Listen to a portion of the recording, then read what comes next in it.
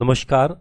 जय हिंद दोस्तों। स्वागत है आप सभी का सत्येंद्रनाथ टैगोर इंस्टीट्यूट के इस ऑनलाइन प्लेटफॉर्म पर। मेरा नाम है श्रेष्ठ खरे और आज के इस लेक्चर में हम गुर्जर प्रतिहार वंश की सामाजिक एवं आर्थिक स्थिति के बारे में पढ़ने वाले।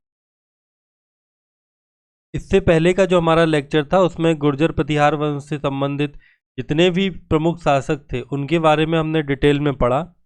ठीक है, जो शासक जिस क्वेश्चन में आने लायक था, यदि कोई 7 मार्कर लायक है, यदि कोई 3 मार्कर लायक है, तो हमने उस प्रकार से उस शासक को पढ़ा, है ना। आपने इससे पहले की वीडियो अच्छे से देखे होंगे। और आज का जो हमारा जो वीडियो है उसमें हम सामाजिक एवं आर्थिक स्थिति के बारे में पढ़ेंगे। गुर्जर प्रतिहार कालीन सामाजिक और आर्थिक स्थिति से भी आपसे क्वेश्चन बन सकता है आराम से 11 मार्कर का, है ना। 7 मार्कर भी बन सकता है, 11 मार्कर भी बन सकता है ना। प्रशासनिक व्यवस्था को हमने इससे पहले देख लिया है कि प्रशासन कैसा था, कौन कौन से अधिकारी होते थे, क्या कार्य करते थे, है ना। चलिए तो स्टार्ट करते हैं सामाजिक एवं आर्थिक व्यवस्था। उससे पहले मैं आपको बता दूं कि ये जो आपको वीडियो देखने को मिल रहे हैं सारथी प्रोग्राम के तहत मिल रहे हैं। सारथी प्रोग्राम के तहत जो पेपर फर्स्ट पार्ट ए है, जो आपका मेंस का पेपर फर्स्ट पार्ट ए, ये मैं आपको यूट्यूब के माध्यम से कवर करवाऊंगा। ठीक है, बाकी सारे जो पेपर हैं वो आप हमारे बैच को ज्वाइन कर सकते हैं, जो कि अभी 21 तारीख से ज्वाइन हुआ था। इसमें आपको रिकॉर्डेड और लाइव क्लासेस जो है वो मिल जाएंगी, साथ में आपको इसके नोट्स की पीडीएफ भी मिल जाएगी। एमपीपीएससी प्री की, मेंस की और आंसर राइटिंग क्लास की जो शेड्यूल है वो भी डाल दिया जाएगा जल्दी। साथ में आपको इनकी टेस्ट सीरीज जो है वो भी देने को मिल जाएंगी। इसके अलावा आपको वीकली टॉपर स्टॉक सेशन मिलता है, जिसमें आप जितने भी टॉपर्स होते हैं उनसे आप बात कर सकते हैं, आप अपनी जो दिक्कतें हैं वो शेयर कर सकते हैं, वो आपको सजेशन दे सकते हैं। इसके अलावा वीकली पर्सनल गाइडेंस सेशन भी यहाँ पे देखने को मिलता है। इसके अलावा यदि हम बात करें फीस की, तो मात्र 1999 रुपये बहुत ही नाम मात्र की फ़ीस है, जिसको पे करके आप हमारी जो कोर्स है उसको परचेज कर सकते हैं। यदि आप इसको लेना चाहते हैं तो आप प्ले स्टोर पर जाके STICS ऐप डाउनलोड करें। ठीक है, वहाँ पे आप पेड कोर्स में जाएं, वहाँ से आप इसको ले सकते हैं। ठीक है ना। चलिए हम बात करते हैं सामाजिक स्थिति। सामाजिक स्थिति, अब जो सामाजिक स्थिति थी, आपको पता होगा कि गुर्जर प्रतिहार जो थे वो राजपूत वंश से संबंधित थे, है ना। तो कहीं ना कहीं इनकी जो सामाजिक स्थिति है, ठीक है, उसमें उनकी झलक देखने को मिलेगी हमें राजपूतों, है ना। अब सामाजिक स्थिति के अंदर सबसे पहले तो हम परिचय पढ़ेंगे। सबसे पहले हमें पढ़ना है परिचय, ठीक।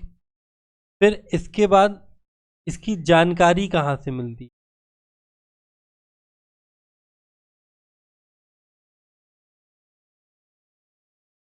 तो हमें ये पढ़ना है। फिर हम पढ़ेंगे सामाजिक स्थिति के जो प्रमुख बिंदु हैं, प्रमुख बिंदु। प्रमुख बिंदुओं में आप देख सकते हैं वर्ण व्यवस्था, जो कि वैदिक धर्म से संबंधित थी, है ना। जो वैदिक वर्ण व्यवस्था थी उसका प्रचलन यहाँ पे था। इसके अलावा आप इसमें देख सकते हैं रहन सहन कैसा था इनका।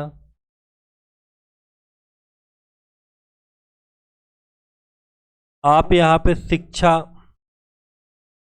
के बारे में जानेंगे, दास प्रथा के बारे में आप यहाँ पे पढ़ेंगे, साथ ही आप यहाँ पे परिवार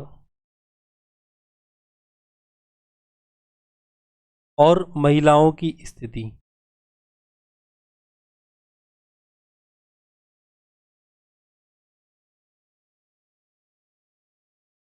विवाह,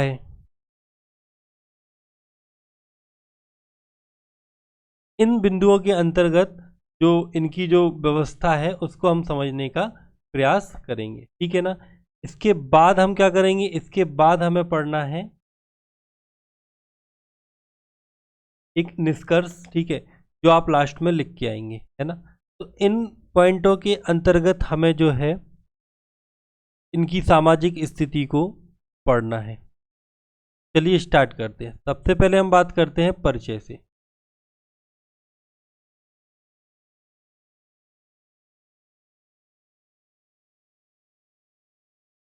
परिचय तो मैंने अभी आपको बताया कि गुर्जर प्रतिहार वंश जो था, जिसने 1750 से 1036 ईस्वी तक, कब से 1750 से 1036 ईस्वी तक शासन किया।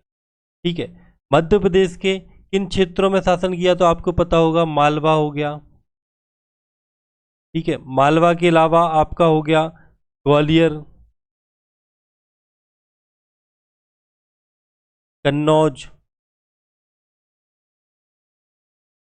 है ना।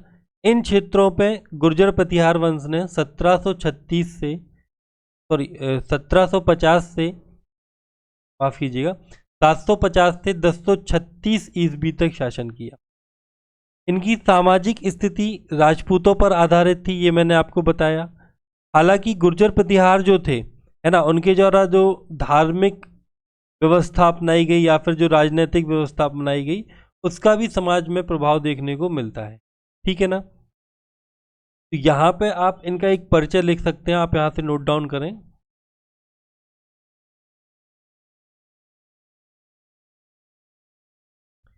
आप यहाँ पे लिखेंगे गुर्जर प्रतिहार, गुर्जर प्रतिहार वंश ने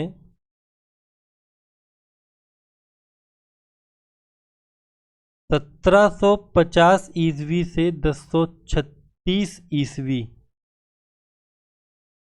तक मालवा, ग्वालियर,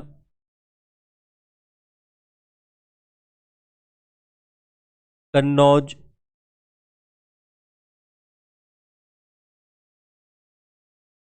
क्षेत्रों पर शासन किया, शासन किया। इनकी सामाजिक स्थिति, सामाजिक स्थिति राजपूतों से, राजपूतों से या राजपूतों पर आधारित थी, राजपूतों पर आधारित थी। हालांकि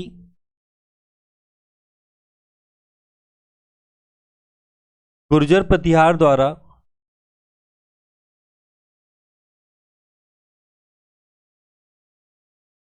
गुर्जर प्रतिहार द्वारा अपनाई गई धार्मिक, अपनाई गई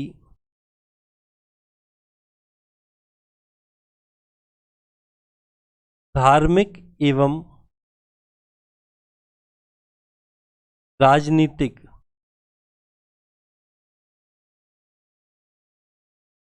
व्यवस्था का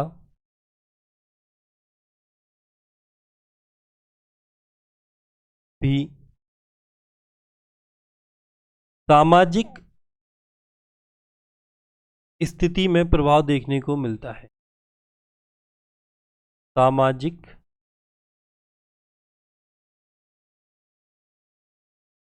स्थिति में प्रभाव देखने को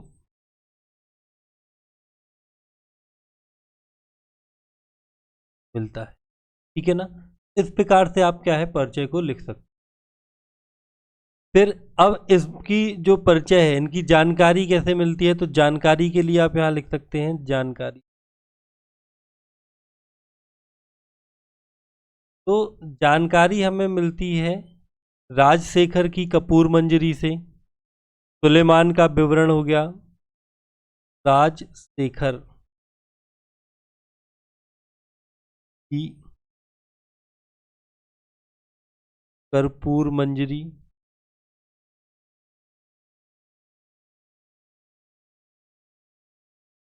सुलेमान का विवरण,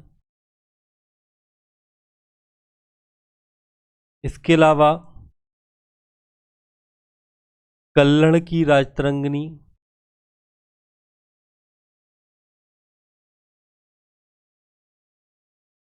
राजतरंगिणी और पहेवा अभिलेख,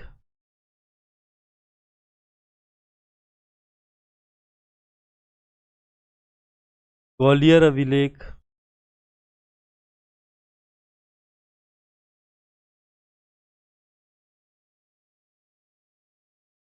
ये सारे जो अभिलेख और जो ग्रंथ हैं, ठीक है, वो इस काल की सामाजिक स्थिति का वर्णन करते हैं।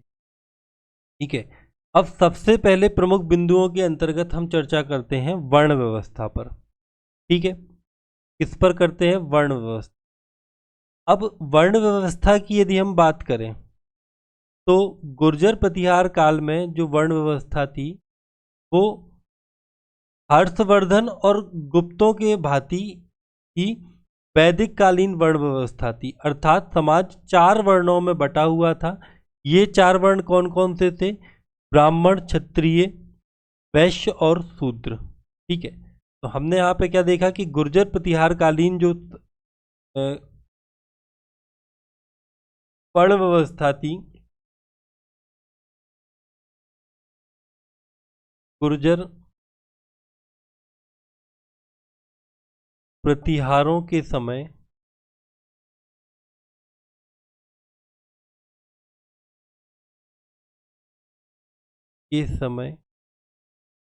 गुप्त और हर्षवर्धन की भांति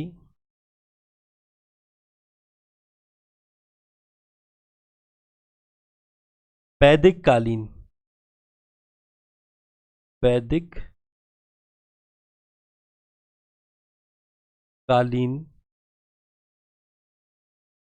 वर्ण व्यवस्था प्रचलित थी।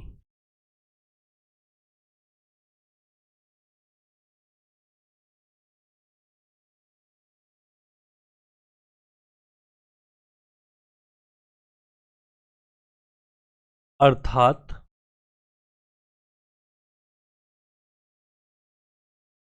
समाज 4 वर्णों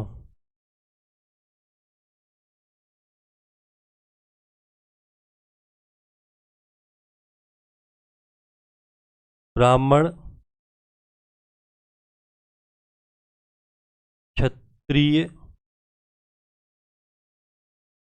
वैश्य,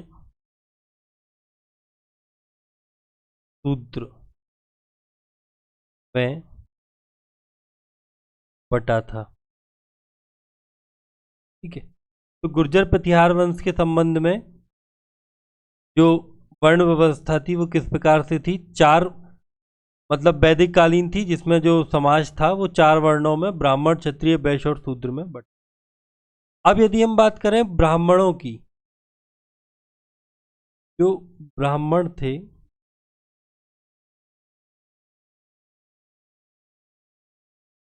ब्राह्मण समाज का सबसे उच्च वर्ग था, से विशेषाधिकार प्राप्त था। ठीक है, ये समाज का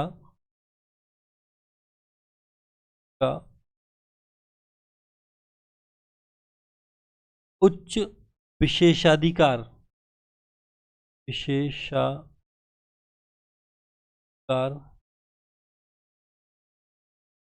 प्राप्त वर्ग था। ठीक, इसके अलावा अलमसूदी एवं अलवरूनी ने इन्हें पूज्य कहा है। जो आपके यात्री थे, विदेशी यात्री, अलमसूदी और अलवरूनी, अलवरूनी ने इन्हें पूज्य कहा है। ठीक, क्या कहा है इन्हें? पूज्य कहा है। इसके अलावा इनका जो कार्य था वो क्या था? अध्ययन हो गया, अध्यापन हो गया, यज्ञ आदि के कार्य जो थे वो ये संपन्न कराते थे। साथ ही इनके पद जो थे वो वंशानुगत थे। इनका कार्य क्या रहता था?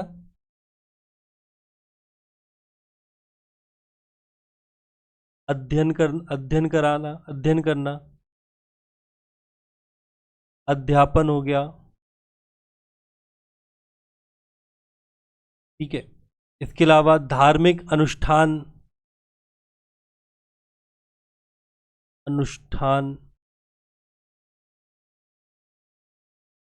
आदि कार्य ये करवाते थे। साथ ही इनका जो पद था या फिर इनका जो पद ही कहते हैं, तो पद जो था वो वंशानुगत होता था, है ना, जन्मजात। ये स्वेच्छा से व्यवसाय चुन सकते थे। इनको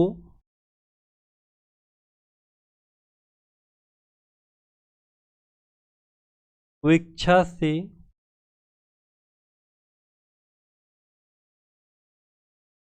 व्यवसाय चुनने का अधिकार था। साथ ही ये जो थे ये राजा की मंत्री परिषद में शामिल किए जाते थे। ये राजा की मंत्री परिषद में शामिल किए जाते थे। सद में शामिल किए जाते थे। जैसे इस टाइम पे अमात्य वगैरह तो नहीं थे, लेकिन हाँ उसके साक्ष्य नहीं मिलते हैं। लेकिन कवि, पुरोहित, कवि हो गया, पुरोहित हो गया, ज्योतिषाचार्य हो गए,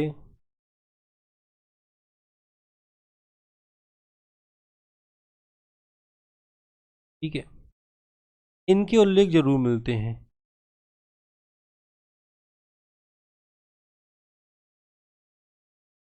इसके अलावा इनको राजा द्वारा भूमि अनुदान दी जाती थी, है ना। ब्राह्मणों को राजाओं द्वारा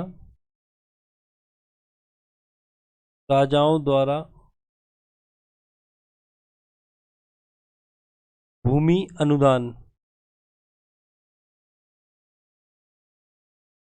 दी जाती थी। ठीक है, और यदि हम देखें तो ब्राह्मण वर्ग जो थे, ठीक है, उनको क्षत्रिय कन्याओं से विवाह करने की अनुमति थी। ये लोग जो थे ये क्षत्रिय कन्याओं से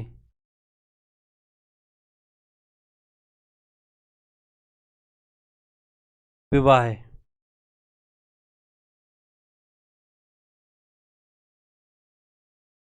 कर सकते थे। ठीक है, जैसे क्या कहलाते, जो आपके हरिश्चंद्र थे या फिर हरिचंद्र जो थे, हरिचंद्र और क्षत्रिय कन्या भद्रा का विवाह हो गया। राजशेखर का अवंती सुंदरी नामक क्षत्रिय कन्या से विवाह हो गया, है ना। इस प्रकार से यहाँ पे साक्ष्य देखने को मिलते। ठीक है, तो ये आपका ब्राह्मण वर्ग था। ठीक है, आपको समझ में आया होगा। सबसे पहले तो ब्राह्मण वर्ग जो था वो समाज का उच्च विशेषाधिकार प्राप्त वर्ग था। अलमसूदी और अलवरूनी ने इन्हें पूज्य कहा है। इनके जो कार्य थे वो अध्ययन, अध्यापन व अनुष्ठान संबंधी ये कार्य करते थे। इनका पद जो था वो वंशानुगत होता। इनको स्वेच्छा से व्यवसाय चुनने का अधिकार था, मतलब ये जो भी व्यवसाय चाहे वो अपनी स्वेच्छा से चुन सकते थे। इसके अलावा ये राजा की मंत्री परिषद में शामिल किए जाते थे, जैसे कवि हो गया, पुरोहित हो गया, ज्योतिषाचार्य हो गया आदि। राजाओं द्वारा इनको भूमि अनुदान दी जाती थी और ये क्षत्रिय कन्याओं से विवाह भी कर सकते थे। ये हो गया आपका ब्राह्मण वर्ग। फिर दूसरा आता है आपका क्षत्रिय वर्ग।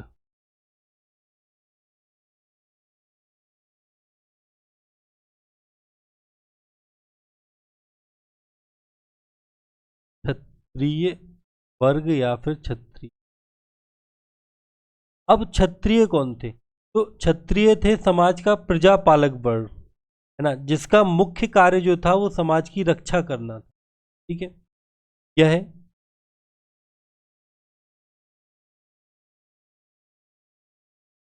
समाज का प्रजापालक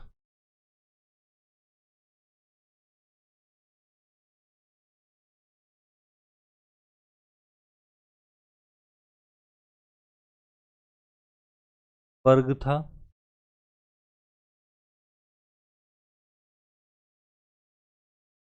जिसका कार्य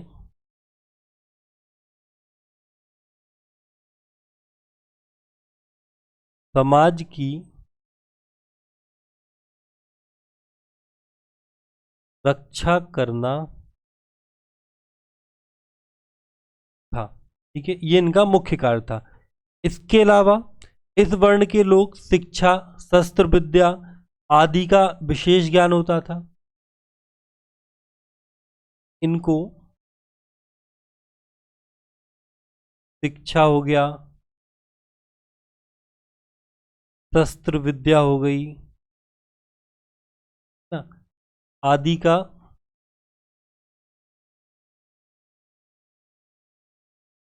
विशेष ज्ञान था। इसके अलावा पहला जो एक पहेवा अभिलेख है ना, अभी मैंने आपको बताया था कि जानकारी के स्रोत, तो उसमें जो आपका पहेवा अभिलेख है, पहेवा अभिलेख में क्षत्रिय वर्ण के लिए ठाकुर शब्द का प्रयोग किया गया है।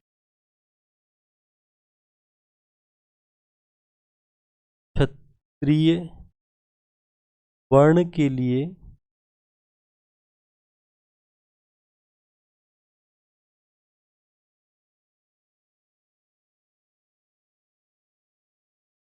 ठाकुर शब्द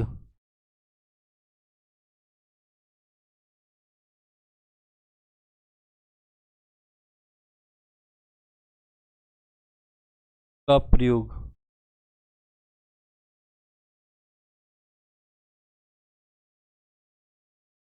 किया गया। इसके अलावा प्रतिहार अभिलेखों से ये भी पता चलता है कि ये लोग कृषि, वाणिज्य एवं व्यापार आदि कार्य करने में भी उल्लेख करते थे। जो कृषि वगैरह के जो कार्य करते थे, वो जो मध्यम वर्ग जो होते थे इनमें, है ना, वो काम करते थे, है ना। तो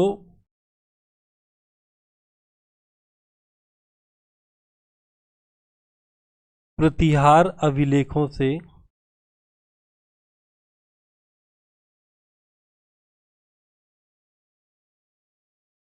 इस वर्ग के द्वारा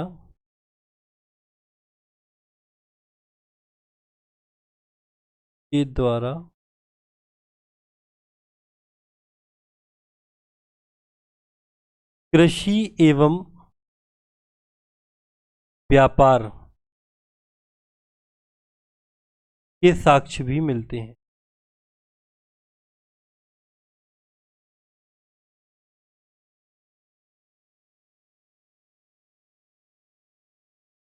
तो ये हो गया आपका कौन सा वर्ग? क्षत्रिय वर्ग। इसके बाद अगला वर्ण जो था वो था आपका वैश्य वर्ण।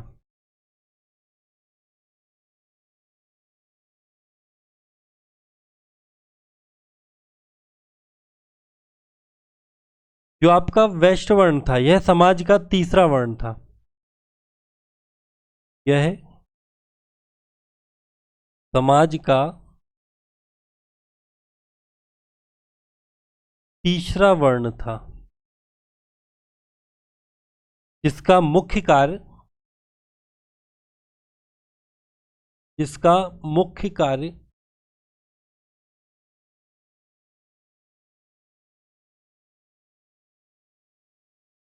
वाणिज्य,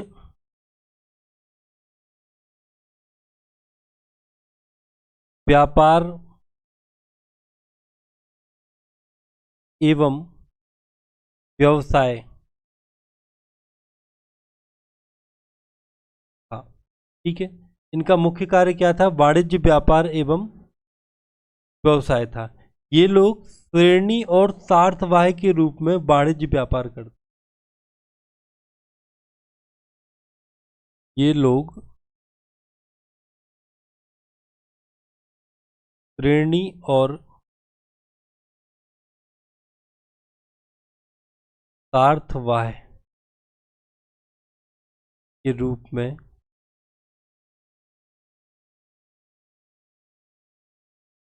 व्यापार करते थे। ठीक है ना? तो ये आपका वैश्य वर्ण था। इसके बाद अगला वर्ण जो था वो था आपका शूद्र वर्ण। शूद्र वर्ण, शूद्र वर्ण क्या था? ये समाज का चतुर्थ वर्ण था जो तीनों वर्णों की सेवा करता था।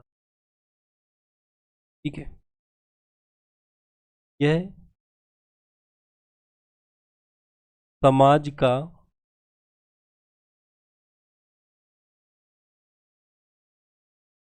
चौथा वर्ण था जो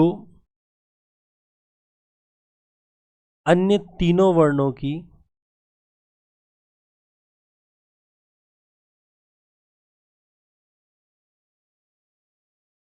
सेवा करता था।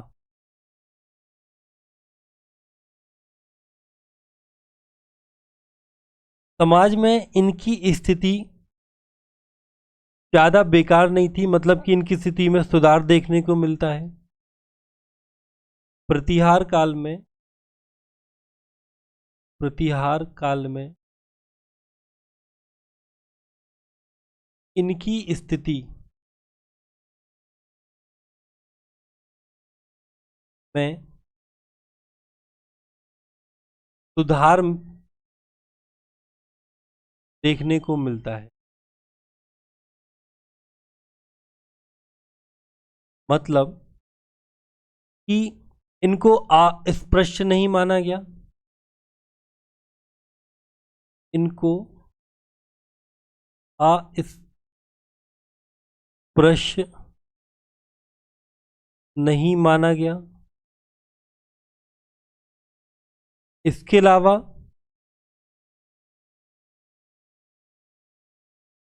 ये लोग वैदिक कार्य, वैदिक कार्य और पंच महायज्ञ करवाने हेतु स्वतंत्र थे। ये लोग वैदिक कार्य एवं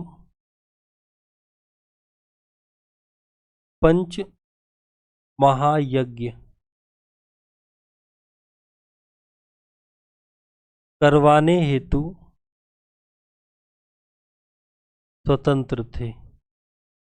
ठीक है ना? तो ये आपके कौन थे? शूद्र थे। फिर इस समय परिवार की स्थिति क्या थी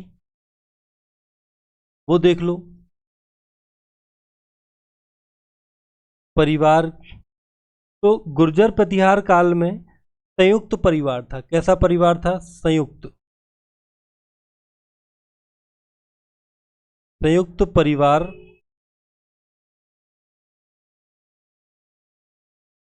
प्रथा थी। ठीक है, और समाज में सामुदायिक भावना जो थी वो प्रबल थी। साथ ही पितृ वंशियों एवं पितृ सत्तात्मकता प्रचलित।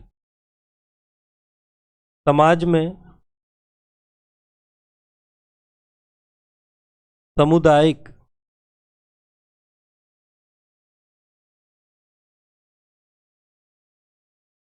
भावना प्रबल थी।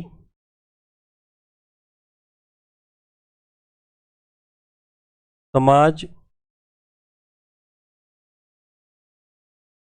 पितृ वंशी एवं पितृ सत्तात्मक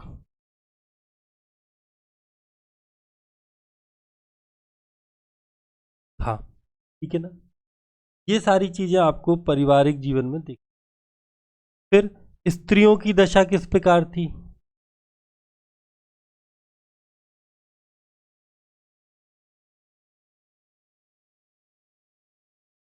स्त्रियों की दशा। यदि हम बात करें स्त्रियों की दशा की, तो राजशेखर की जो कर्पूर मंजरी जो है, उससे जानकारी मिलती है कि ब्राह्मण और क्षत्रियों की स्थिति जो थी, क्षत्रियों की जो स्त्रियां थी, उनकी जो स्थिति थी वो सम्माननीय थी। साथ में जो अरब आक्रमण के कारण बाल विवाह, सती प्रथा जैसी अनेक कुरीतियां समाज में विद्यमान थी। साथ ही अरब आक्रमणों के कारण सुरक्षा की दृष्टि से स्त्रियों को निज गृह में अधिक रहना पड़ता था, बाहर आवागमन की सुरक्षा नहीं थी। इन निरंतर होने वाले आक्रमणों से संघर्ष करने के लिए प्रतिहार काल में स्त्रियों को शस्त्र विद्या का भी प्रशिक्षण दिया जाता था। साथ ही उनकी एक सशस्त्र सेना भी होती थी। ठीक है, इसके अलावा गुर्जर प्रतिहारों ने महिलाओं के लिए शिक्षा एवं कला जो थी वो पुरुषों के समान अवसर दिए थे। महिलाओं को शिक्षा एवं कला के पुरुषों के समान अवसर दिए थे।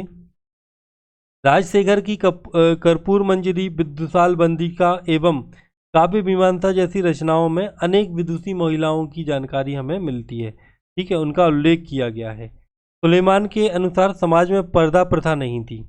ठीक है, सुलेमान कहता है कि भाई इनका जो समाज था उसमें पर्दा प्रथा नहीं थी।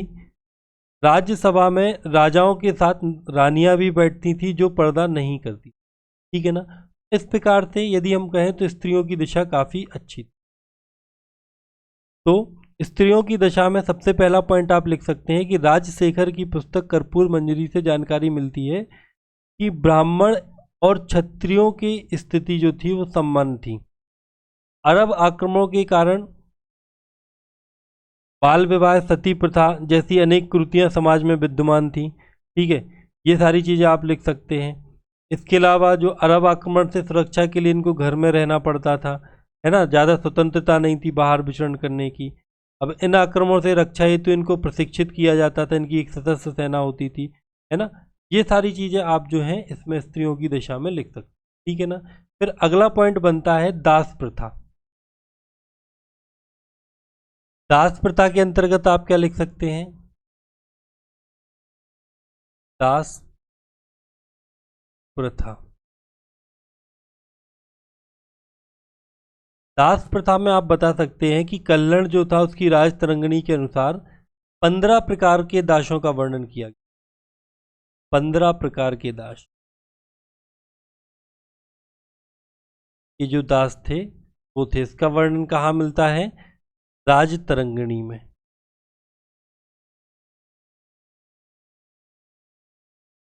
कल्हड़ की जो राज तरंगिणी है उसमें 15 प्रकार के दासों का उल्लेख मिलता है जिनके साथ अच्छा व्यवहार किया जाता था। दासों का प्रयोग घरेलू एवं धार्मिक कार्यों में होता। इनका प्रयोग घरेलू एवं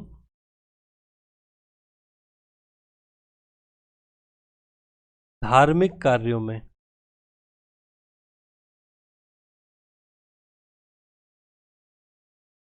होता था। ठीक है ना। फिर रहन सहन और खान पान कैसा था इनका, तो वो आप देख लो। रहन सहन,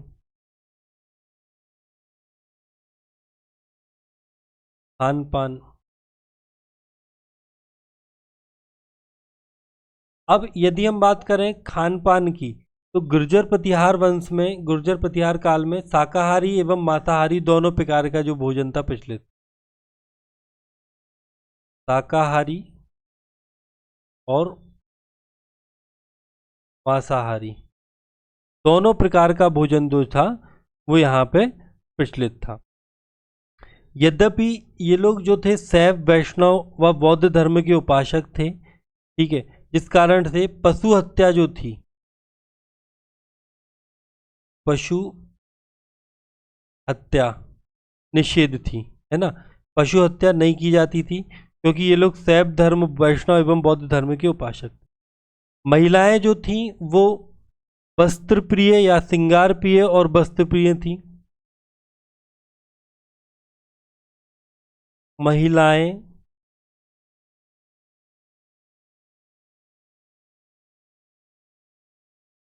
वस्त्र एवं श्रृंगार प्रिय थी। वस्त्र एवं श्रृंगार प्रिय महिलाएं, अर्थात ये लोग साड़ी हो गया, कर्णकुंडल हो गया, भुजबंद हो गया, काजल, चंदन, लेप, ठीक है, इन सब का प्रयोग आभूषण एवं श्रृंगार के रूप में करती। ठीक है, पुरुष जो थे, पुरुष धोती पहनते थे। पुरुष धोती हो गया, पगड़ी हो गया, मुकुट हो गया, है ना, ये सारी चीजें पुरुषों के द्वारा पहनी जाती थी। इसके अलावा विवाह, विवाह में गुर्जर प्रतिहार काल में 8 प्रकार के विवाह प्रचलित थे। विवाह की यदि हम बात करें तो टोटल 8 प्रकार के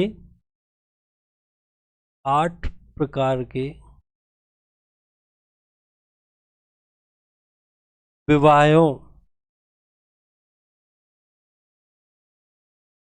का प्रचलन था।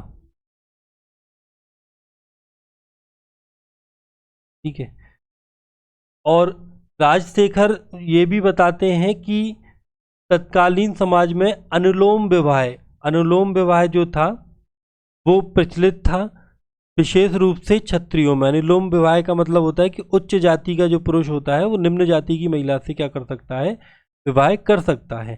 समाज में सती प्रथा का प्रचलन था, किंतु विधवा और नियोग प्रथा जो थी वो समाज में स्वीकृत नहीं थी। सती प्रथा तो थी, सती प्रथा समाज में थी, नियोग प्रथा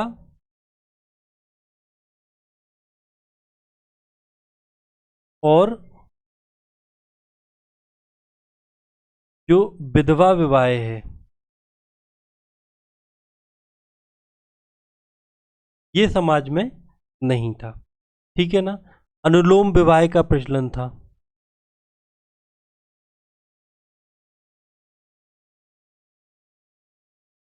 ठीक है, तो ये समाज की वैवाहिक स्थिति। फिर इसके बाद शिक्षा, शिक्षा की स्थिति क्या थी। शिक्षा में आप बता सकते हैं कि शिक्षा का सर्वाधिक विकास मिहिर भोज के काल में हुआ।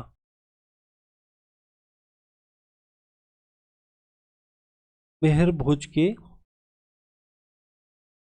समय सर्वाधिक विकास हुआ। इस समय नालंदा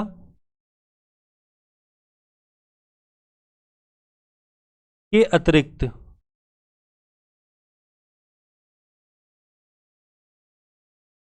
वल्लभी, धार, उज्जैन, काशी, कन्नौज, मथुरा शिक्षा के प्रमुख केंद्र थे।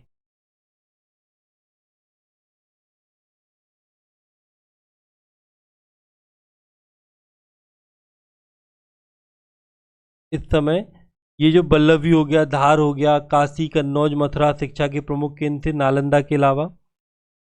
साथ ही यहाँ पे वेदों, उपनिषदों, वेदांतों आदि की शिक्षा दी जाती थी। ठीक है, तो ये आपका क्या हुआ, शिक्षा हुई। और इस प्रकार से जो आपकी सामाजिक स्थिति है गुर्जर प्रतिहारों की वो खत्म हुई।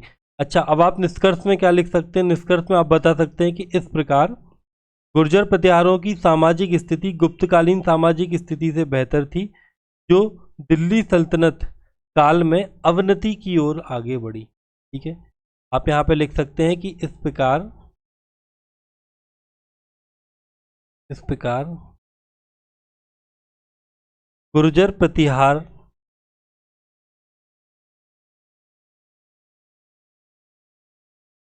कालीन सामाजिक स्थिति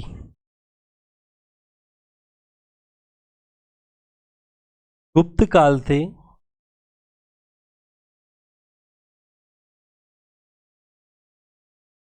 बेहतर थी, जो सल्तनत काल में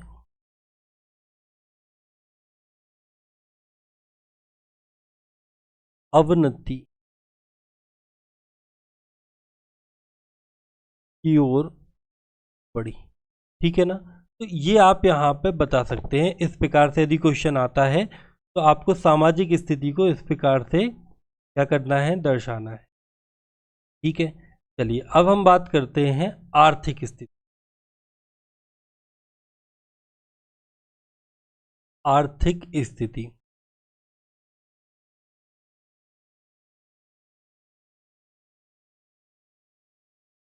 आर्थिक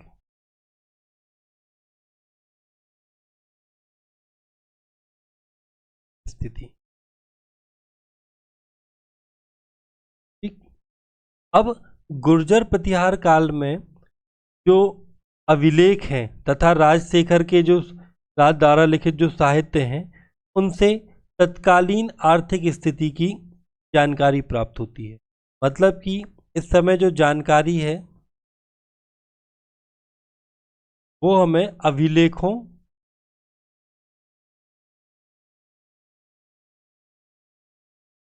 और राजशेखर के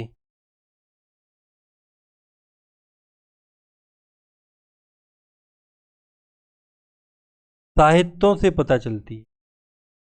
ठीक है। इस काल में अर्थव्यवस्था के तीनों क्षेत्रों का योगदान देखने को मिलता है। साथ ही मतलब इस अर्थव्यवस्था जो थी उसमें तीनों क्षेत्रों ने योगदान दिया। ठीक है। जिनकी वजह से अर्थव्यवस्था में समृद्धि हुई है ना। अब इनमें से कुछ जो प्रमुख क्षेत्र हैं उनको हम पढ़ लेते हैं। जैसे पहला हो गया आपका कृषि एवं पशुपालन। कृषि एवं पशुपालन। अब कृषि एवं पशुपालन जो था वो अर्थव्यवस्था का मुख्य आधार था। ये जो था मुख्य आधार था।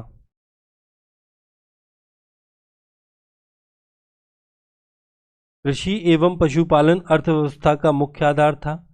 कृषि पर वैश्यों का एकाधिकार नहीं था। इस पर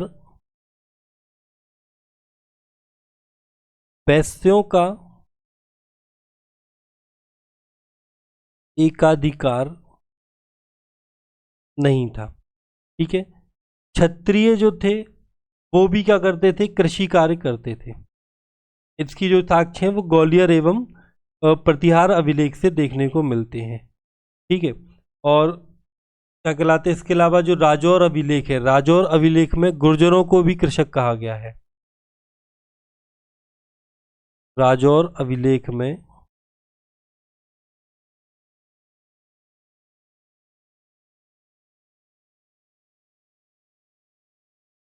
गुर्जरों को भी कृषक कहा गया है।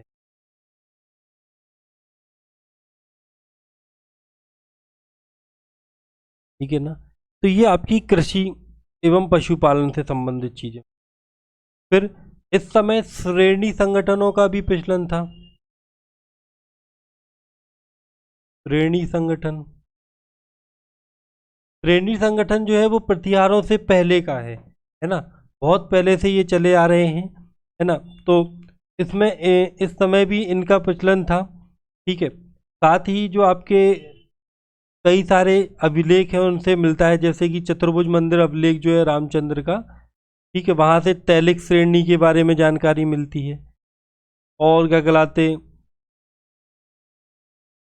अन्य श्रेणियों में, जैसे कि आपका हो गया मानिक श्रेणी हो गया, और क्या कहलाते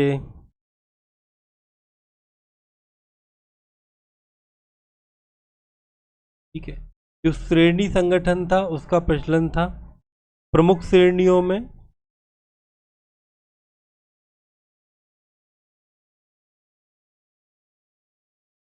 प्रमुख श्रेणियों में मानिक, जिनको माली कहा जाता है ना, ये हो गए। और इसके अलावा क्या कहलाते आपके तैलिक,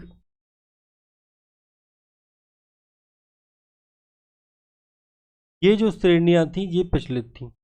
व्यापार एवं वाणिज्य किस प्रकार से था?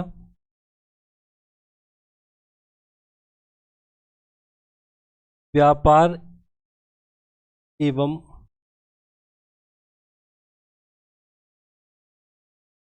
वाणिज्य, यदि हम बात करें व्यापार और वाणिज्य की, तो प्रतिहारकालीन अभिलेखों से व्यापारियों और उनके व्यापार के संबंध में जो जानकारी मिलती है उसमें हम यह बता सकते हैं कि घोड़ों के व्यापारी को घोटक कहा जाता था। घोड़ों के व्यापारी थे, उनको घोटक कहा जाता था।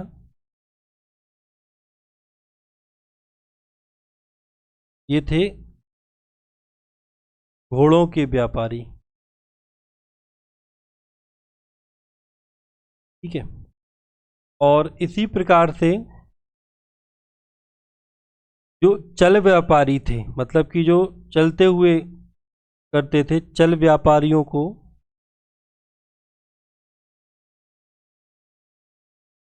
सार्थवाह कहा जाता था।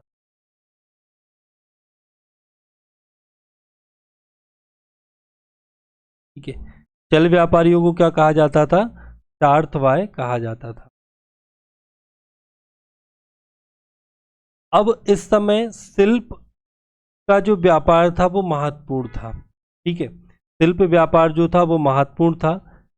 त्यादोनी अभिलेख में कुंभकार हो गया और काश्यकार हो गया, शिलाकूट आदि जो व्यवसाय हैं करने वाले जो शिल्पी वर्ग है उनका वर्णन किया गया है। राजशेखर की जो काव्य मीमांसा है में भी कुछ व्यापारी वर्गों का उल्लेख किया गया है। ठीक है, जैसे कि राजशेखर जो है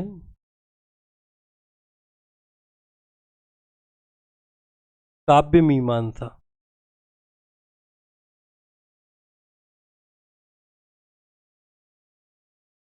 में भी व्यापारियों का उल्लेख है।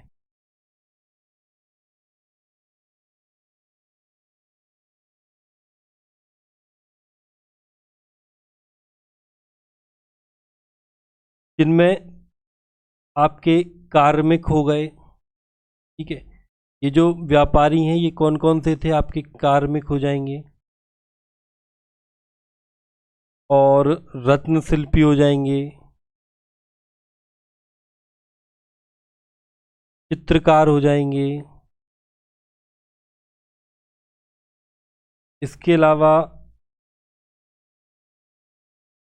वैकटिक आभूषण बनाने वाले ये हो जाएंगे, है ना। तो इस प्रकार से कई व्यापारियों का उल्लेख मिलता है। मुद्रा पद्धति की बात करें यदि हम, मुद्रा पद्धति, तो वाणिज्य एवं व्यापार साथ ही क्रय विक्रय में मुद्रा पद्धति का प्रचलन था। मुद्रा पद्धति का प्रचलन था। वाणिज्य व्यापार और क्रय विक्रय में मुद्रा पद्धति का प्रचलन था। ठीक है ना। जैसे कई सारे अभिलेख जो हैं क्या कहलाते, आहड़ अभिलेख हो गया, स्यादोनी अभिलेख हो गया, है ना। इनमें जो विशेष रूप से तम्म हो गया, रूपक हो गया, पर्ण हो गया आदि मुद्राओं का उल्लेख मिलता है। ठीक है ना। फिर मापतौल के रूप में, मापतौल के रूप में भी मुद्रा निर्धारित की गई थी। मतलब कि प्रत्येक माप के लिए एक पैमाना निर्धारित किया गया था। और क्या कहलाते,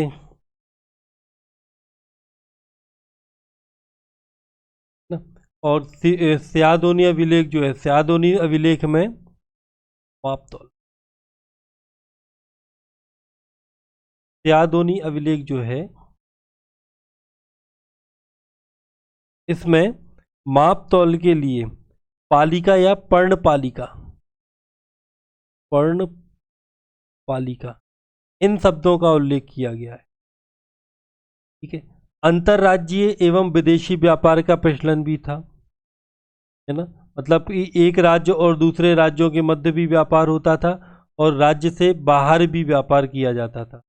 ठीक है। साथ ही हम निष्कर्षतः यह भी कह सकते हैं कि उपरोक्त विवरण के आधार पर यह अंदाजा लगाया जा सकता है कि प्रतिहारकालीन आर्थिक स्थिति समृद्ध थी, जिसने राज्य के कुशल संचालन एवं साम्राज्य विस्तार में महत्वपूर्ण भूमिका निभाई। ठीक है ना। तो इस प्रकार से ये जो हमारी थी ये सामाजिक एवं आर्थिक स्थिति थी आज जो हमने पढ़ी। कल हम इनकी धार्मिक स्थिति के बारे में पढ़ेंगे, है ना। थोड़ा सा बड़े टॉपिक है, इसलिए इस चैप्टर को या इस वंश को समाप्त करने में थोड़ा सा टाइम लग रहा है, लेक्चर ज़्यादा जा रहे हैं, है ना। यदि लंबे लेक्चर होते हैं तो फिर बोरिंग लगता है, तो इसलिए 40, 45, 50 मिनट के लेक्चर ही आपके सामने रखे जा रहे हैं। ठीक है ना। तो आज के लेक्चर को हम यहीं ख़त्म करते हैं, कल मिलते हैं एक नए लेक्चर के साथ। जब तक के लिए जय हिंद, जय भारत।